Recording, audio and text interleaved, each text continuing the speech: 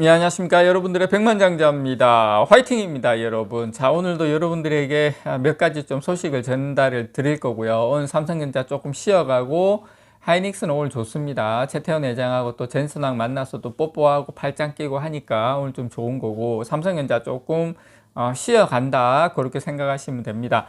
자, 오늘 몇 가지인데, 일단 요것부터 보시면, 자, 삼성부터 시작한다. 여기 중요합니다. 삼성도 한다가 아니라 삼성부터 시작한다. 이게 중요합니다. 자, 젠슨 황 엔비디아 CEO. 자, GDDR7 공급사 발언 정정했는데, 삼성부터다. 자, 파이낸셜 뉴스에서는 이렇게, 정확하게 나왔죠. 자, 젠슨 황, 엔비디아 GPU 신제품에 삼성전자가 초도 물량 공급한다 이렇게 나왔습니다. 어제하고 완전 기사 내용이 완전 다르죠. 어제 젠슨 황이 이야기한 거 뭐 마이크론만 쓴다 이렇게 했는데, 근데 여러분 제가 요 내용을 이게 제가 언제 이걸 영상을 올렸나 확인을 해보니까 한 10일 전에 제가 제 GDDR7 마이크론 제치고 엔비디아 뚫었다. 그러니까 이게 우리가 지금 물론 마이크론도 공급을 합니다만 제가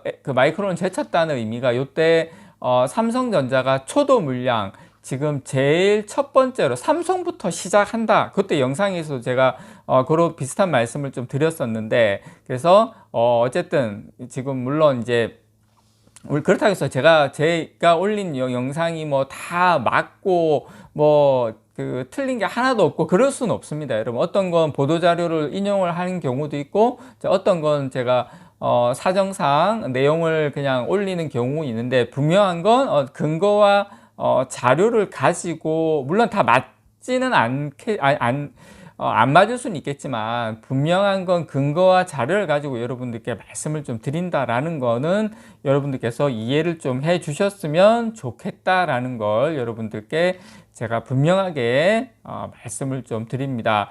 그래서 저는 그렇게 생각합니다. 그러면 왜 그 기자회견에서는 그 젠슨 황이 뭐 그렇게 이야기를 뭐 마이크론만 쓰고 그런 이야기를 막 하면서 결국에는 나중에는 슬그머니 성명을 통해서 나온 거거든요. 이거는 성명을 통해서 뭐 삼성전자도 뭐 뭐 삼성전자를 초도 물량으로 한다. 이렇게 아주 너무 중요한 내용인데, 이거는 성명을 통해서 조용히 한 건 저는 제가 어제도 말씀을 드렸지만, 그거라고 생각을 해요. 상당히 이분도 기업가이긴 하지만, 어떻게 보면 거의 정치인이거든요. CEO 같은 경우에는 일하는 사람들, 뭐 이사, 뭐 이런 사람들이야 기업인들이지만, 이 사람들은 반정치인이라고 보시면 돼요. 작년에 도널드 트럼프 전 미국 대통령이 재집권에 성공을 하면서 이 미국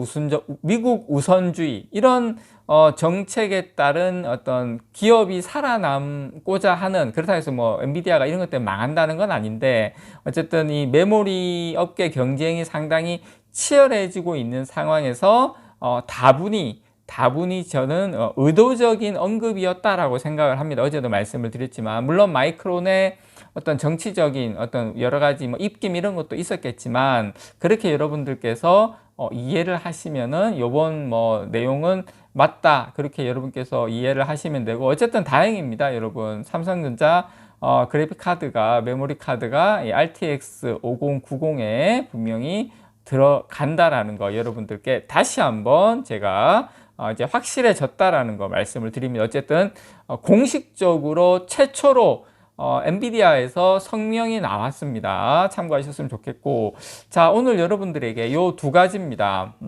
지금 여러분, 일단 먼저 첫 번째, 시장은 일단은 이것도 보고 있고, 이 PBR 밴드입니다. 지금 PBR이 0.9배, 지난 한 15년 동안 여러분 0.9배로 간 적이 지금이 한 세 번째 정도 됩니다. 크게 2016년도, 2012년도, 그리고 지금 이제 2024년 말, 그러니까 역사적으로 15년 만에 세 번째, 5년 만에 오는 기회일 수도 있고, 자, 그리고 여러분 요걸 보시면 요거는 또 뭐냐면, 지금 지난 20년간의 메모리 반도체 사이클의 지속 기간입니다. 이거 여러분, 이게 잘 뚜렷하게는 조금 안 보이시겠지만, 어쨌든, 보시면, 이 약간 이제 주황색, 빨간색은 아닌데, 노란색 부분이 상승 사이클이고, 그 다음에 파란색 부분이 하락 사이클. 하락 사이클은 1.5년에서 한 2년 정도. 그런데,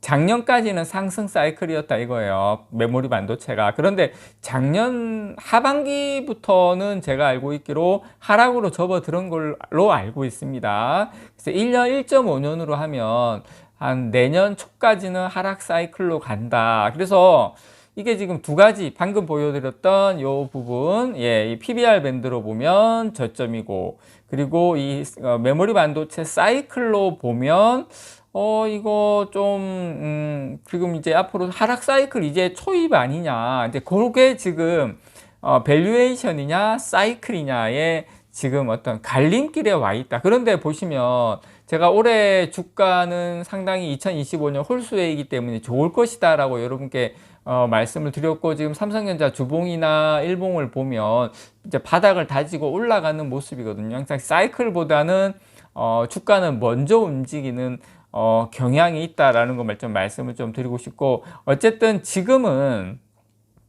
주가는 실적의 우려보다는 밸류에이션 매력이 더 크다. 이쪽이 지금 상당히 우세한 방향으로 흘러가고 있는 것 같아요. 그래서 이번 1분기를 매집 기회로 바라보는 지금 의견이 상당히 많다.